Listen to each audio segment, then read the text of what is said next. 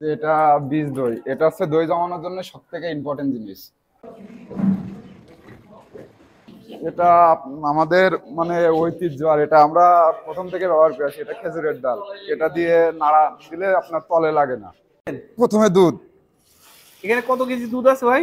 20 KG. 20 KG. জি। দুধটা জ্বালানো হয়েছে 35 থেকে 40 মিনিট, এখন ছেঁকা হবে।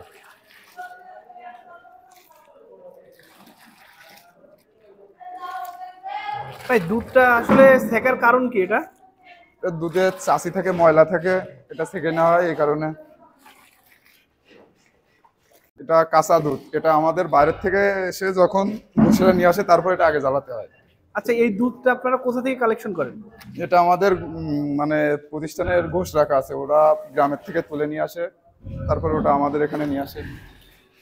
প্রতিদিন জি। আপনাদের কত কেজি দুধ লাগে? তা মিনিমাম 900-1000 কেজি। 1000 কেজি দুধ? জি। এই 1000 কেজি দুধ সব গ্রাম থেকে আসে? জি। আচ্ছা, একটা লাঠি মতো, জি। জি। এটা দিয়ে আসলে নাড়াচাড়া করার কারণটা কি? এটা আমাদের মানে ঐতিহ্য, আর এটা আমরা প্রথম থেকে ব্যবহার করে আসি। এটা খেজুরের ডাল, এটা দিয়ে নাড়া দিলে আপনার তলে লাগে না, দুধের তলে এটা জাল। আসলে কি ভাই, একটু দেখান তো আমাদের। এটা হচ্ছে খেজুরের ডাটা বলে আর কি, বেগো যেটা। এইটা দিয়ে নাড়াচাড়া করার কারণ কি? এটা দিয়ে নাড়াচাড়া করলে আপনার তলে লাগে না, আর কড়াইটা মনে করেন যে নষ্ট হয় কম খুন্তি না দিলে, আর এটা অনেক উপকারী জিনিস। কতক্ষণ নাড়াচাড়া করতে হবে? এটা আপনার 5-10 মিনিট। দুধটা ফুটে গেলে উঠাই দেবো। এই যে এখন ফুটে গেছে। এটা কাঁচা দুধ জ্বালানো হয়, এটা আমাদের বাইরের থেকে সংগ্রহ করা হয়, তারপরে মনে করেন এটা জ্বালানো হয়। এরপরে এটা থেকে দই প্রসেসিং করা হয়। আপনি তো দেখলেন, প্রথমে দুধটা জ্বালাই নিলাম, ফুটাই নিলাম, এখন দুধ জ্বালানোর জন্য চাপানো হবে। এই যে দুধটা দিলাম, এটা হবে দই দুধ।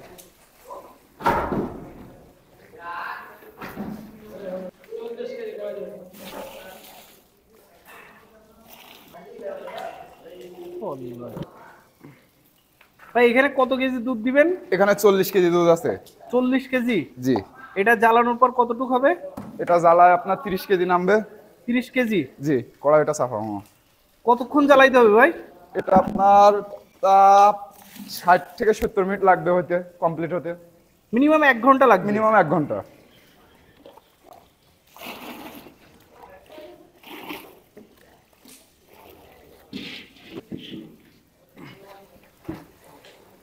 এখানে টোটাল কয়টা চুলা আছে আপনাদের? এখানে 6টা। 6টা চুলায় 1000 কেজি দুধের দই হয় নাকি? এটা আমাদের টক মিষ্টি দইয়ের দুধ। এটা 35 থেকে 40 মিনিট জ্বলছে। এটা একটা পরিমাণ মতো গাঢ় হওয়ার পরে চিনি দিতে হয়, তারপরে দইটা প্রসেসিং করা হবে, তারপরে নামানো হবে। এখানে 40 কেজি দুধ আছে। 40 কেজি দুধ ছিল, এখন নাই, হয়তো জ্বলতে জ্বলতে 10 কেজি কমে গেছে। 30 কেজি মতো আছে। 30 কেজি দুধে জি। কতটুক পরিমাণ দই হতে পারে? 20 কেজি দই হবে 30 কেজি দুধে। দেখছেন দুধটা কত গাঢ় হয়ে গেছে, যখন দুধটা দিয়েছিলাম তখন কত হালকা ছিল, আর দুধের কালারও কিন্তু পরিবর্তন হয়ে গেছে, কতটা গাঢ়। আর কালারটা দেখেন, সাদার থেকে এখন ঘিয়ে কালার চলে এসেছে জ্বালাতে জ্বালাতে। আমাদের সব কাঠ দিয়ে জ্বালানো হয়, এজন্য আমাদের দইটা অনেক সুন্দর হয়। আর চুলাগুলো দেখেন সব লস চুলা।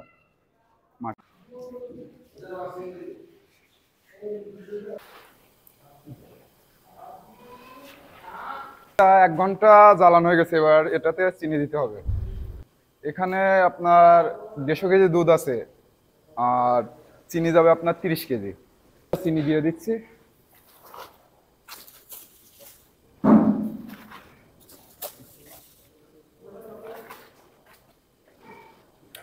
চিনি দেওয়া শেষ।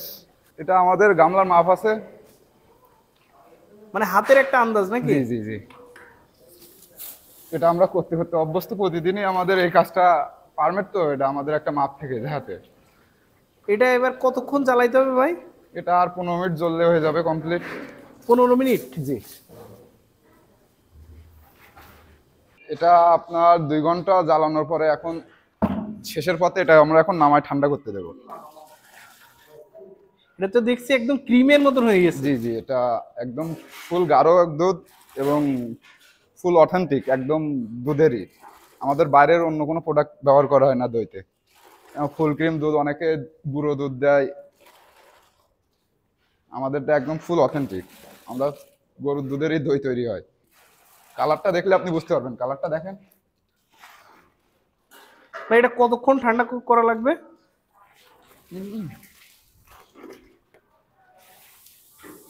এটা 40 মিনিট লাগবে ম্যাশিং এ ঠান্ডা করতে। 40 মিনিট ঠান্ডা করার পরে তারপর হচ্ছে দইটা পাতাবেন জি। নাকি? তারপরে মাটির খুঁড়িতে দেওয়া হবে। এরপরে 3 ঘন্টা পরে দই কমপ্লিট হয়ে যাবে জমে। বলেন। আপনারা এতক্ষণ তো দেখলেন দই কিভাবে জ্বালানো হয়েছে, এবার আমরা এটা মেশিং এ ঠান্ডা করব কিভাবে, এটার প্রসেসিংটা দেখেন। এটা মিক্স করা হচ্ছে, বুঝছেন?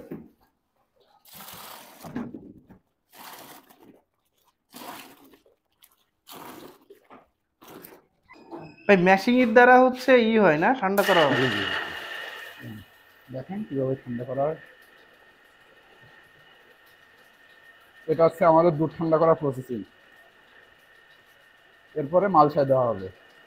কতক্ষণ ঠান্ডা করতে হবে ভাই? 40 মিনিট।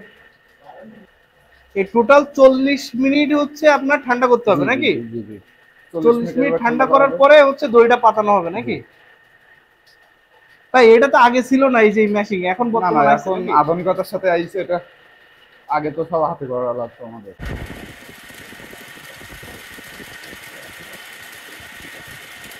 এটা হচ্ছে টক মিষ্টি দই জমানোর মেন প্রসেসিং এর যেটা উপাদান, বীজ দই, এটা হচ্ছে সেটা। এটা ছাড়া দই জমানো সম্ভব না। ভাই এটা কিভাবে বুঝবে যে এটা বীজ বীজ দই? এটা হচ্ছে আপনার, আমরা যখন দই পাতি টক মিষ্টি দইতে প্রথমত যখন জমে যায় তখন আমরা এটা তুলে রাখি। আচ্ছা কি পরিমাণ বীজ দেওয়া লাগে? আর এটা তো আমাদের অনেক দই, আর যখন আপনি বাসার ক্ষেত্রে 1 কেজি দুধের ভিতরে 100 গ্রাম বীজ দিলে জমে যায়। এটা দুধটা আমরা ঠান্ডা করে রাখছিলাম, এখন বীজটা দেওয়া হবে এর ভিতরে।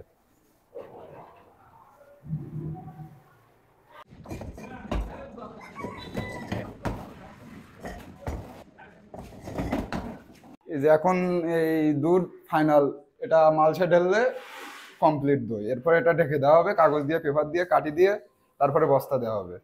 এরপরে তলে আগুন দিতে হয়, আগুন দিলে মনে করেন দই কমপ্লিট। তারপরে আপনি পাবেন সুস্বাদু দই। আপনার দুধ ঢালাই 800 থেকে 900। মালসাটা যেহেতু শুকনা, এর দুধ তো ভিজে টাইপের, পানি টাইপের, মালসায় টেনে নেয়। আপনি 750-800 গ্রাম দই পাবেন। দুধটা ঢালা হচ্ছে এটা কি একবারে ঠান্ডা দুধ না হচ্ছে আপনার না না, এটা আপনার চা গরম। চা গরম, তাই জি তো? জি, চা গরম দুধ। এটা কতক্ষণ হচ্ছে ঠান্ডা করতে হবে? এটা আপনার মালসায় ডালার পরে 3 ঘন্টা মতো থাকবে ওখানে ঝাপের ভিতরে। 3 ঘন্টা থাকবে না? জি 3 ঘন্টা থাকার পরেই তৈরি হয়ে যাবে টক মিষ্টি দই। জি জি। ভাই এই যে দেখতে পাচ্ছি যে ফুল ফুল হয়ে গেছে, এখন এই যে এটার উপরে যে মালসাগুলো দেওয়া হচ্ছে এটার কারণ কি? এটা এই দোতলা মাল দেওয়া হবে। দুধ আছে এখনো 20-30 কেজি মতো, ওটা আবার উপরে দেওয়া হবে। দুধটা তো দেখলেন কিভাবে পাতা হয়, আর এটা একদম ফাইনাল দই। এটাই হচ্ছে আমাদের টক মিষ্টি দই, যেটা মানে আমাদের খুব নাম করায় টক মিষ্টি দইটা। পুরো বেনাপোলের ভিতরে আমাদের দইটাই শ্রেষ্ঠ। আচ্ছা এটা কত টাকা দিয়ে বিক্রি করেন আপনারা? এটা বড় মালসা 160, আর ছোটটা 90 টাকা। এটা কতটুকু পরিমাণ দই আছে? এটা আপনার 750-800 গ্রাম দই পাবেন এর ভিতরে। 750-800 800 গ্রাম গ্রাম, না? জি।